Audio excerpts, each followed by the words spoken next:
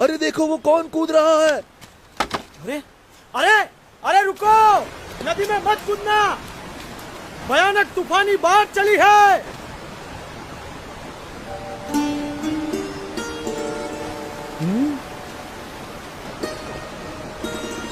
अरे कूदे तो मर जाओगे, वापस आओ, रुक जाओ, ठहरो, मर जाओगे। कहाँ गया? लगता है पानी के भंवरों ने उसे खींच लिया, डुबो दिया। इतनी भयानक बाढ़, उसका जीवित रहना असंभव। मर गया बेचारा। कहाँ गया वो बच्चा? कहीं नजर नहीं आ रहा। राम राम।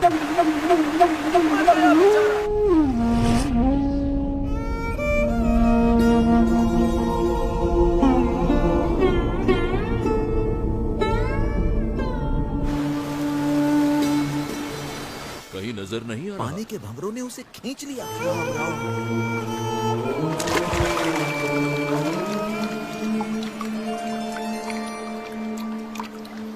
भयानक बाढ़ में उसका जीवित रहना असंभव है। बेचारा। अरे नहीं कौन होगा ये कैसे बच गया? अरे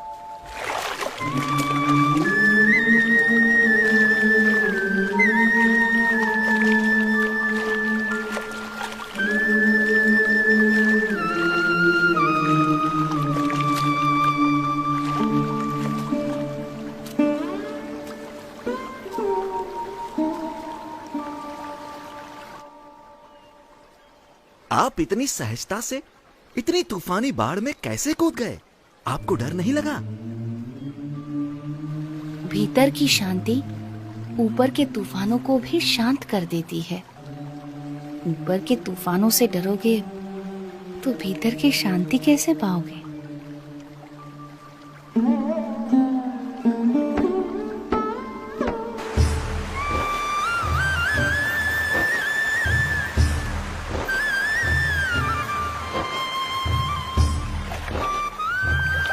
नीलकंठ वर्णी के निरंतर अथक रूप से चलते चरण उन्हें जहां भी ले जाते थे, वहां कोई न कोई किसी न किसी रूप में उनसे जुड़ जाता था। बरेली गांव में भी कुछ ऐसा ही हुआ।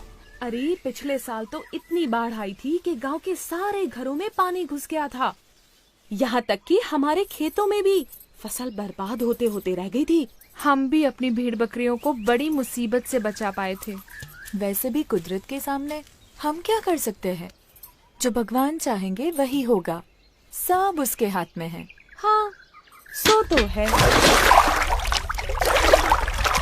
हरि करे सो होय जगत में, हरि करे सो होय, चाहे करे नर कोटि उपाय, करता दूजो कोय जगत में हरि। अरे रुक क्यों गई? गाना। हाँ? कितना प्यारा बच्चा है। केवल बच्चा है या कुछ इतना छोटा बालक और योगी?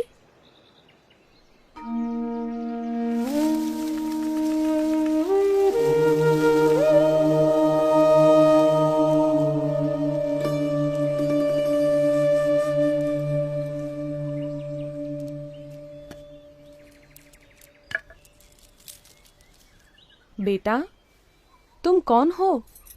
तुम्हारा नाम क्या है?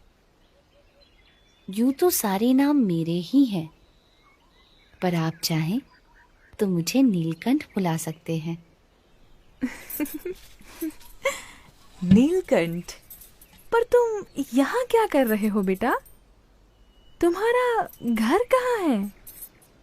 उस घर का तो मैं त्याग कर चुका हूँ, फिर भी मैं जहाँ भी हूँ घर में ही हूँ, क्योंकि मेरा घर तो सारा विश्व है।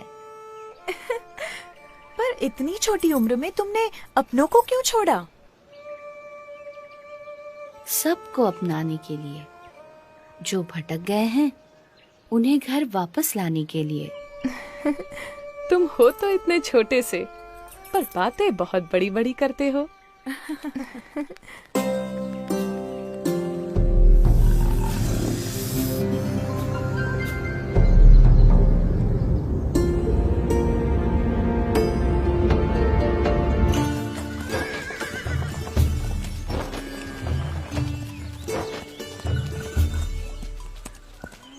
भैया, यहाँ आसपास में कोई जगह है जहाँ नारद जी ने तपश्चर्या की थी?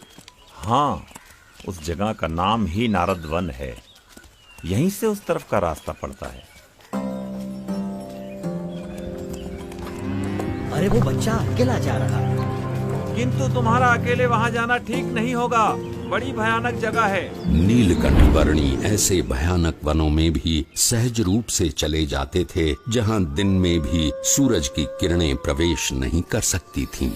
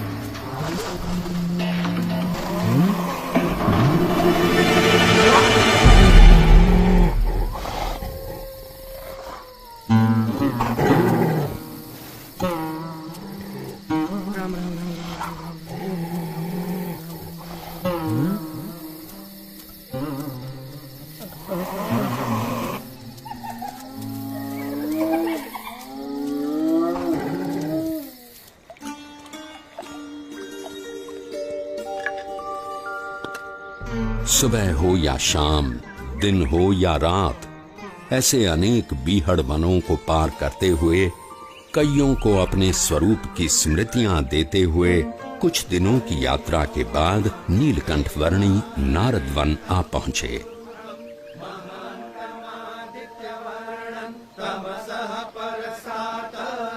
तमेव विदित्वाति मृत्युमेति नान्यः पन्था विद्यते।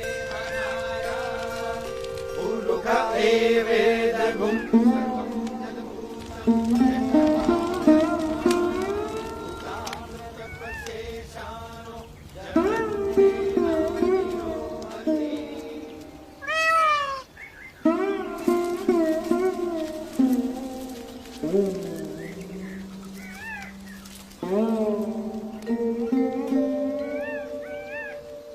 आपके दर्शन मात्र से प्रतीत होता है कि कई वर्षों से जिनका स्मरण हम अपने हृदय में करते आए हैं, वो भगवान स्वयं आज हमारे समक्ष प्रकट खड़े हैं।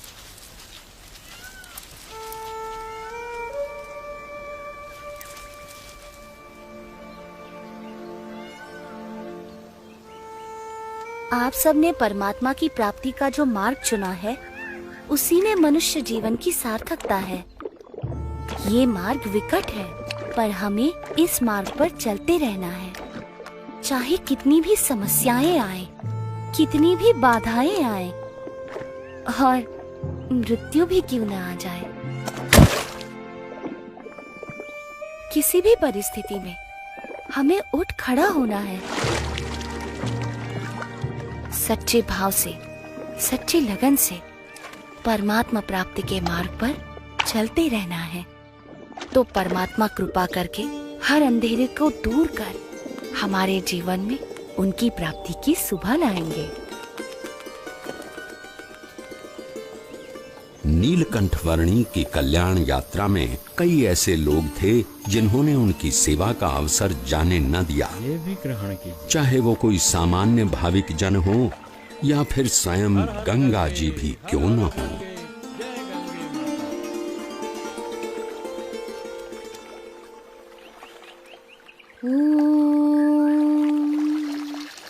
भूर्भुवः स्वः तत्सवितुर्वरेण्यं भर्गो देवस्य धीमहि धियो यो नः प्रचोदयात्।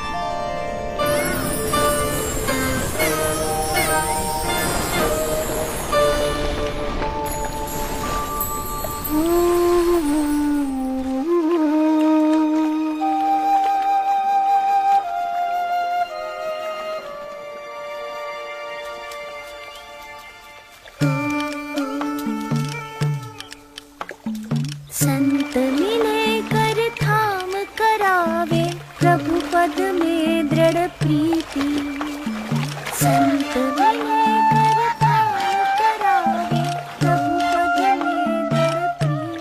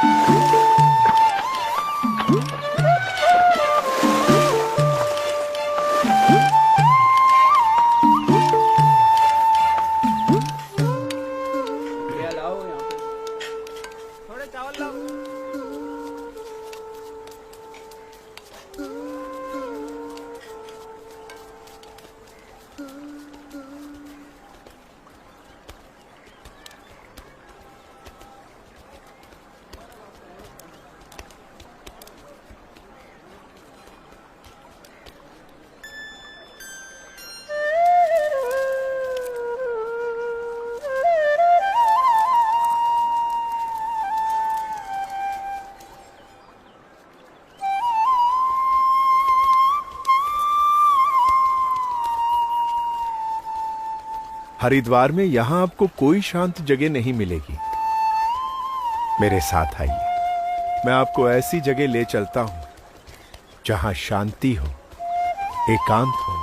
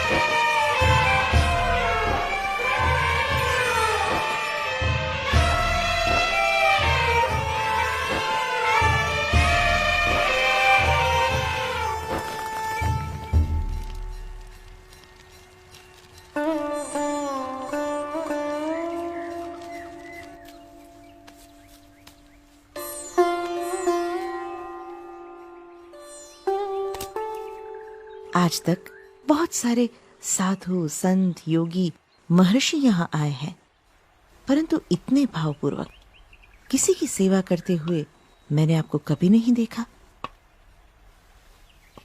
कौन है ये? जो कुछ भी है यही है। इनके आगमन से हरिद्वार सच में हरि का द्वार बन गया। हाँ?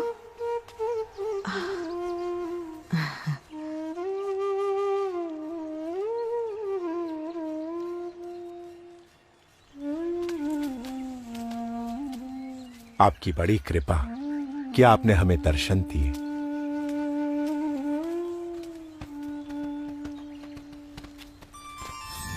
सबकी भक्ति का स्वीकार करना और ज्ञान की परम अवस्था में रहते हुए भी भक्ति का एक भी अवसर जाने न देना, वो नीलकंठ वर्णी की निजी रीत थी।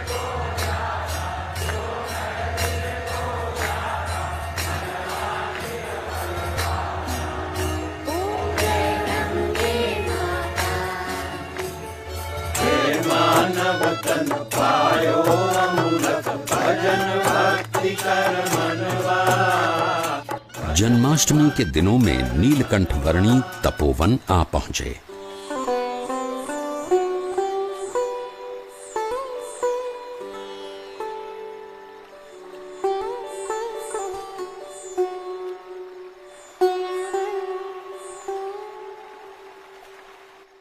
इस तपोवन में रम्यक मुनि और ध्रुव जी से लेकर आज तक बहुत ऋषियों ने तपश्चर्या की है, पर हम लोग सबसे अधिक भाग्यशाली है कि स्वयं आप हमें कल्याण प्रदान करने के लिए यहाँ पधारे। मैं मुमुक्षु से मिलने के लिए सदैव उत्सुक रहता हूँ। धन्यवाद प्रभु। यहाँ ऋषिकेश में भगवान श्री राम के भाई लक्ष्मण जी ने तपश्चर्या की थी, इसलिए यह मंदिर लक्ष्मण मंदिर के नाम से प्रचलित है। यहाँ उपवित परिवर्तन करने की विशेष महिमा है। मनुष्यों और परमात्मा के बीच का एक मार्ग प्रस्थापित करने के लिए कटिबद्ध और भवसागर में डूब रहे जीवों को उबारने के लिए संकल्पबद्ध नीलकंठ वर्णी ने गढ़वाल प्रदेश में अपनी कल्याण यात्रा को आगे बढ़ाया।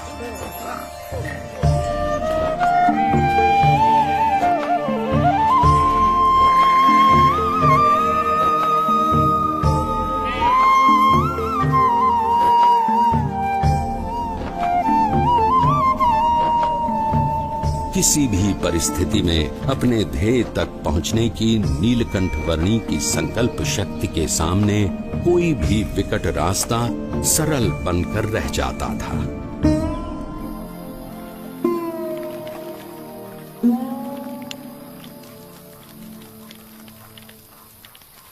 अरे उस बच्चे को देखो, इतनी ठंड में इतने कम कपड़े, ये जिंदा कैसे रहता होगा? प्रकृति की हर कठिनाई को हंसते मुंह सहकर भी प्रकृति के तत्वों का आनंद लेते रहना नीलकंठ वर्णी के लिए सहज था। उनकी ये विलक्षणता कभी कभी प्रकृति के तत्वों में भी ऊर्जा का संचार कर देती थी।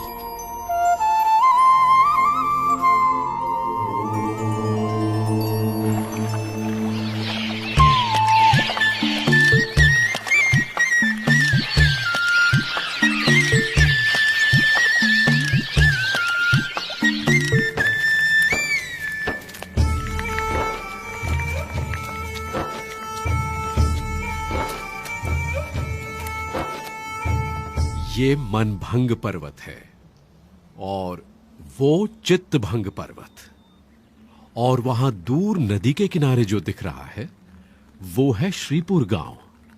उस रास्ते से हम ऊपर केदारनाथ जा सकते हैं।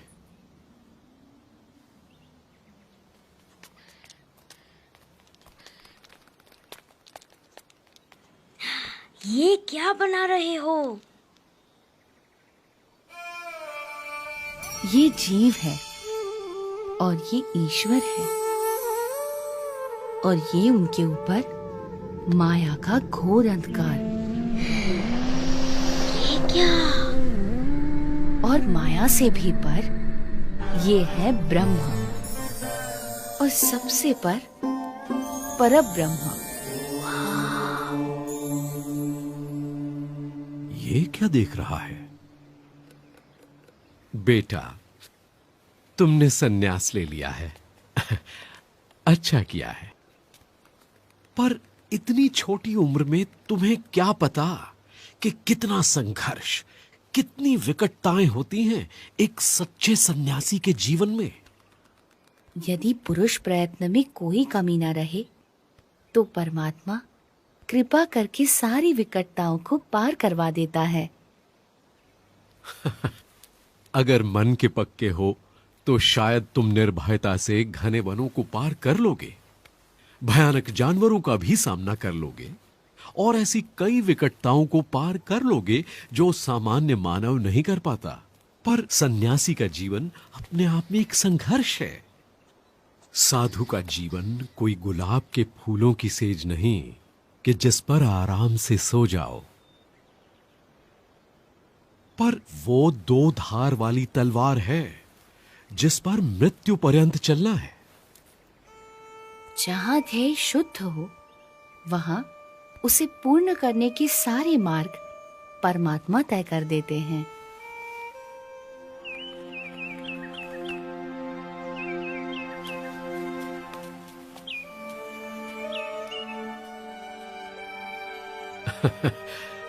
बच्चा है पर मन का पक्का है।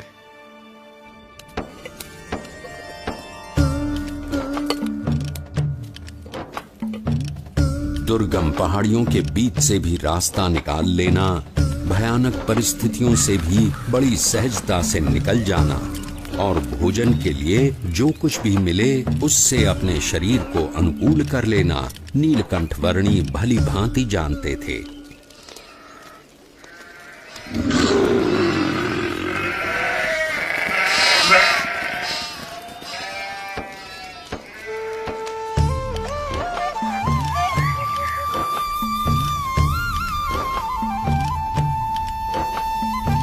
अपनी कल्याण यात्रा के दौरान नीलकंठ वर्णी श्रीपुर आ पहुंचे।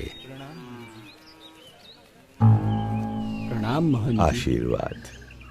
स्वस्थ तो हो ना? हाँ। प्रणाम। शुभम भवतु।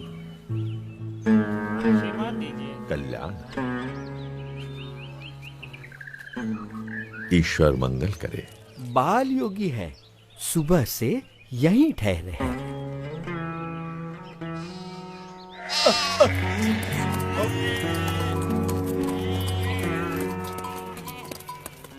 सब सुनिए, संध्या काल हो रहा है, सब सचेत हो जाइए।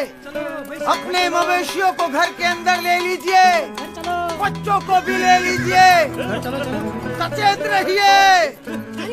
खेलना बंद करो, पता है ना बाहर कितना खतरा है।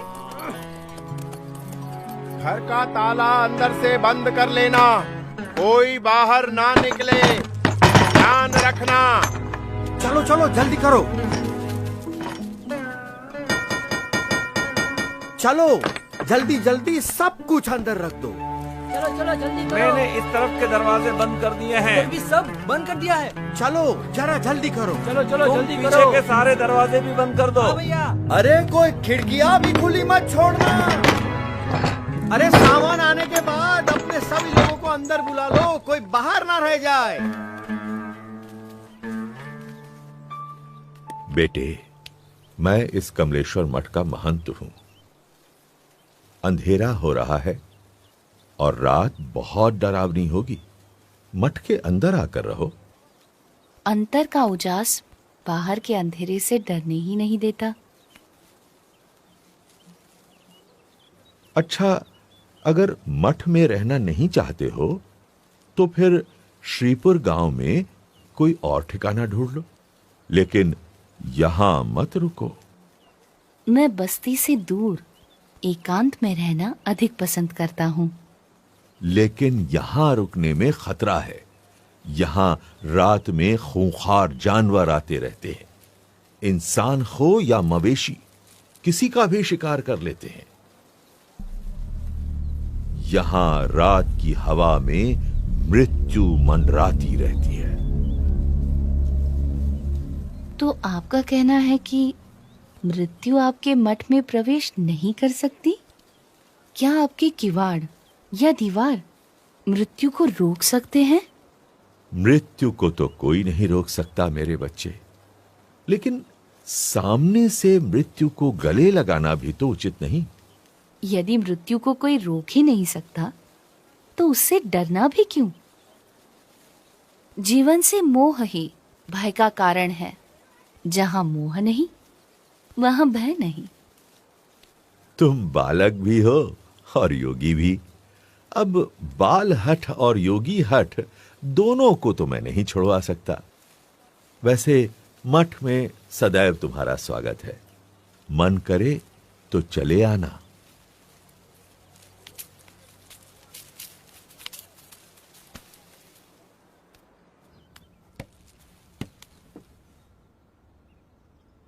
मुझे भय है, अगर कोई जंगली जानवर आ गया तो इसकी मौत निश्चित है।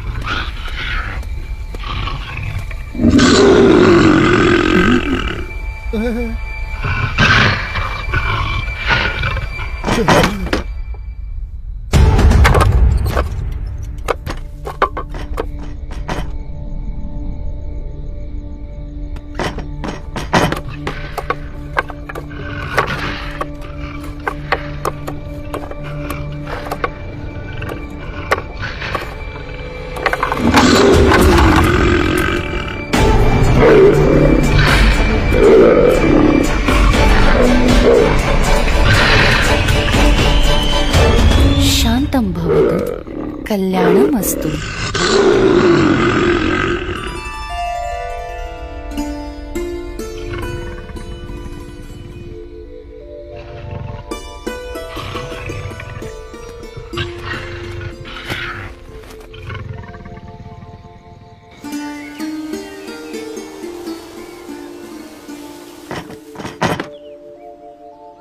ये क्या? मैं ये क्या देख रहा हूं? अकल्पनीय। जहां दिव्य प्रेम हो वहां भय नहीं हो सकता।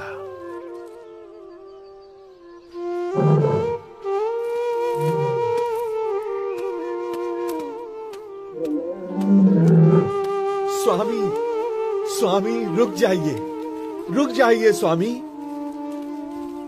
स्वामी, स्वामी अब आप कहीं न जाइए। ये मेरा मठ, मेरी महंती, मैं स्वयं, सब कुछ आपका है स्वामी। कृपया स्वीकार कीजिए, स्वीकार कीजिए। मेरा मठ तो सारा विश्व है। उस मठ को छोड़कर मैं इस मठ को कैसे स्वीकार कर सकता हूँ? और इन सब में ही बंधे रहना होता तो घर का त्याग ही क्यों करता? प्रभु, हमारा प्रेम स्वीकार कर यहीं रुक जाइए और हमें आपकी सेवा का मौका दीजिए। जब तुम दूसरों की सेवा करते हो तो मेरी ही सेवा करते हो। जब तुम दूसरों को प्रेम करते हो तो मुझे ही प्रेम करते हो।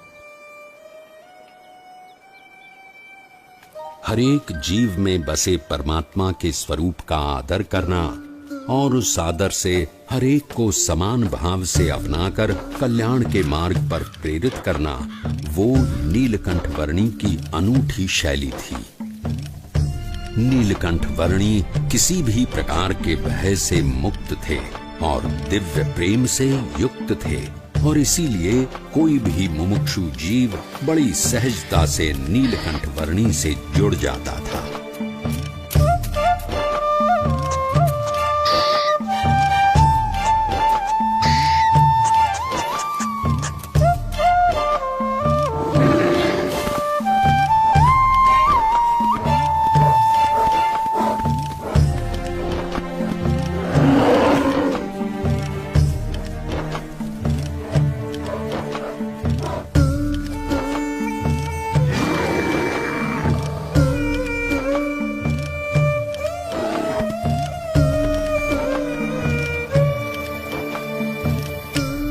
कल सुबह स्नान पूजा आदि करने के लिए अच्छी जगह कहाँ मिलेगी? इस तरफ चले जाओ।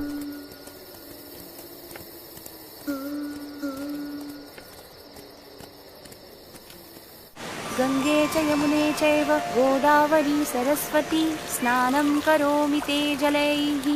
अन्नं चतुर्विधं स्वादु भोज्यं समर्पयामि।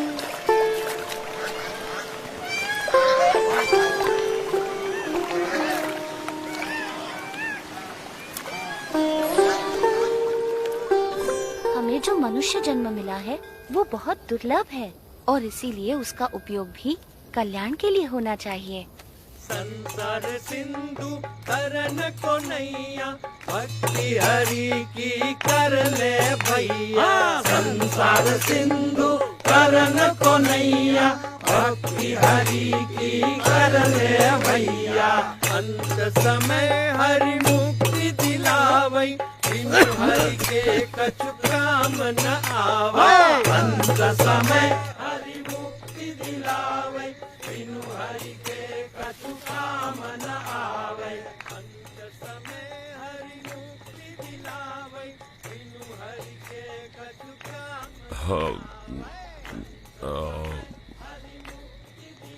भाई वो अपना मजा ले रहे हैं और हम हमारा। उस नशे के सामने ये नशा तो कुछ भी नहीं है। पर इसमें बुरा भी क्या है, मजा आता है। इस व्यसन से अधोगति है और उस व्यसन से उन्नति। पसंद भी आपकी है और निर्णय भी।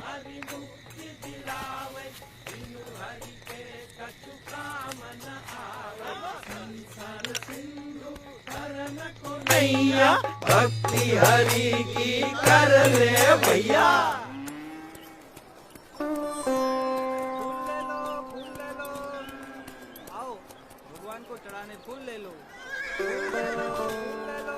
आप यहाँ पहली बार आए हैं?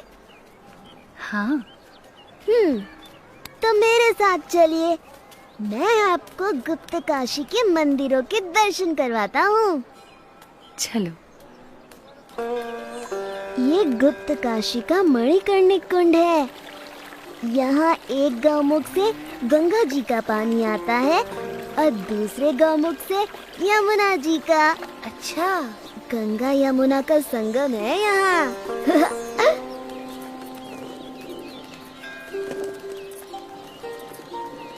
ये विश्वनाथ मंदिर है और ये पास में है अर्धनारीश्वर मंदिर।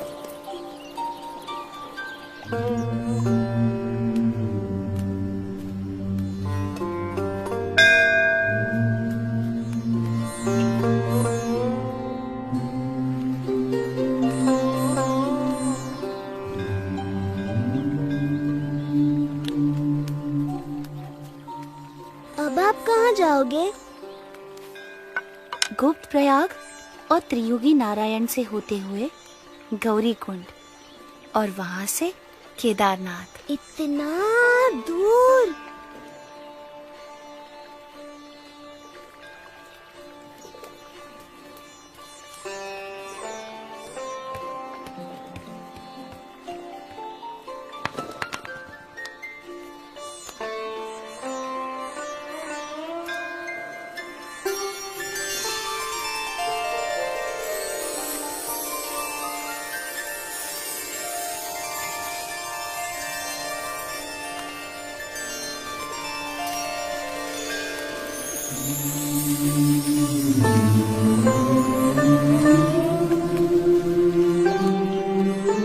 प्रणाम, अपना ध्यान रखना।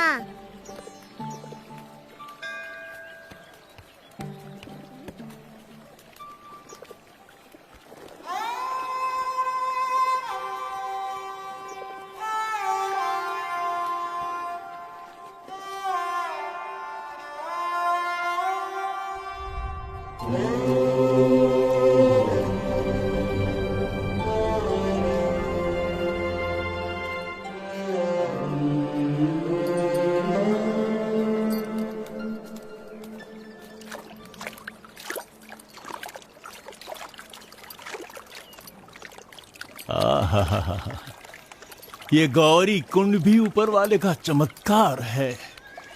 चारों तरफ केदारनाथ की ठंड और उसके बीच में इस गौरी कुंड का गर्मीला पानी। बस जी भर के नहाओ, ठंड की कोई फिक्र नहीं। सही कहते हो तुम।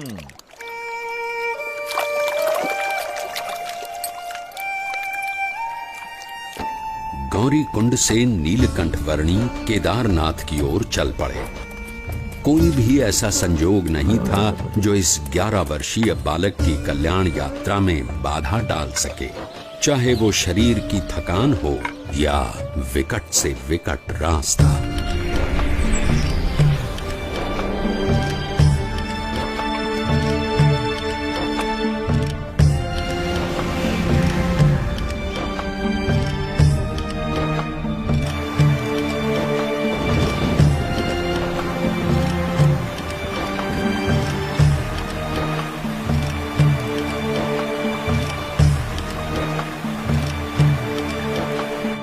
भवाटवी में साधु की संगत हरिपद प्राप्त करावे।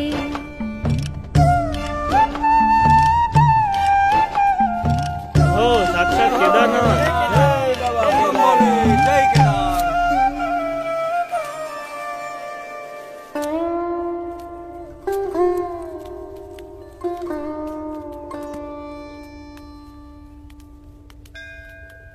ये कहाँ खोया हुआ है? अरे किस दुनिया में हो भाई? साक्षात नारायण की दुनिया में। हाँ? क्या? कहाँ?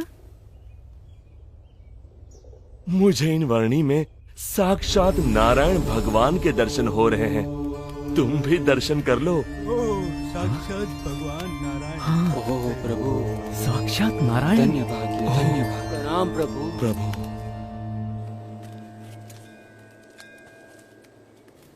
मान लो कि तुम यहां केदारनाथ में हो। ये रहा केदारनाथ, और तुम्हें जाना है यहां बद्रीनाथ में। हाँ, ये रहा बद्रीनाथ। अब सवाल ये है कि भाई जाओगे कैसे?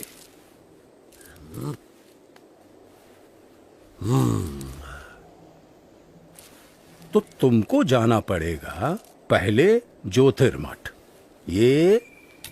यहां पर, और फिर यहां से ऊपर हाँ, यहां तुम पहुंचोगे बद्रीनाथ। ये तो बड़ा लंबा रास्ता है, ज्यादा समय लग जाएगा। यही एक भला चंगा रास्ता है जो तुम्हें सही सलामत पहुंचा सके। और कहीं इधर उधर भटकने गए तो हमेशा के लिए भटक जाओगे। किसी जंगली जानवर का शिकार हो जाओगे, या भटकते भटकते ही मौत के मुंह में जा गिरोगे। हाँ, फिर तो हम इसी रास्ते से जाएंगे।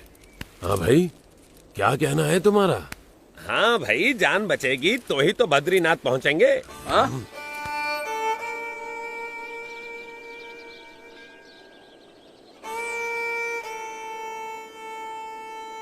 थोड़ी देर ज्यादा लगेगी, पर जिंदा तो पहुंचेंगे। हाँ, सही समझे। हाँ भाई, सुरक्षित रास्ते से ही चलेंगे।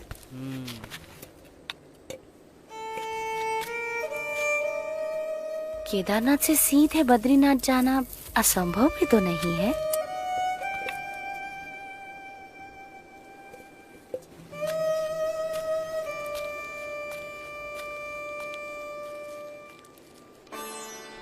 केदारनाथ से सीधे बद्रीनाथ, एक ऐसा मार्ग जिससे गुजरने के बारे में कोई सामान्य मानवी तो सोच भी नहीं सकता था, जहां मानो मनुष्य जीवन का अस्तित्व ही नहीं था।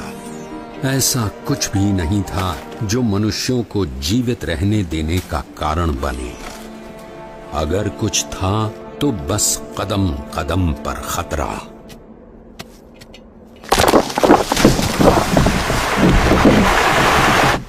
शून्य के नीचे का तापमान।